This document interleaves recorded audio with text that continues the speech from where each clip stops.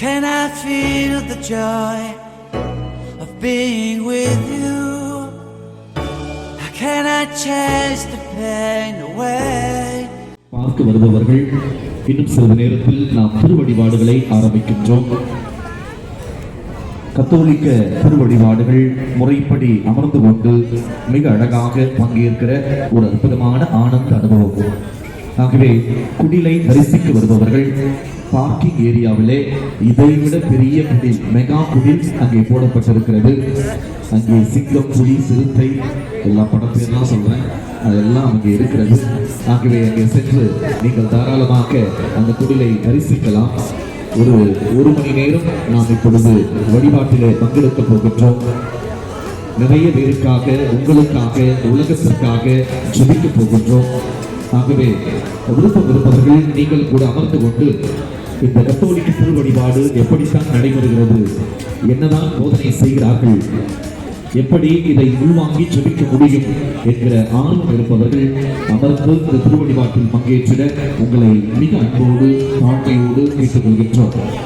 இன்றைய நாள் உண்மையாகவே மகிழ்ச்சியாக இருக்க வேண்டிய நாள், சந்தோஷமாக ஒரு போட்டோ ஷூட் நடத்த வேண்டிய நாள், நிறைய ஸ்டேட்டஸ் வைக்க வேண்டிய நாள், டிபி வைக்க வேண்டிய நாள், அதே வேளையிலே ஜெபிக்க வேண்டிய நாளும் கூட, நம்மை கடவுளுக்கு ஒப்பு கொடுத்து ஜெபிக்க வேண்டிய நாளும் கூட.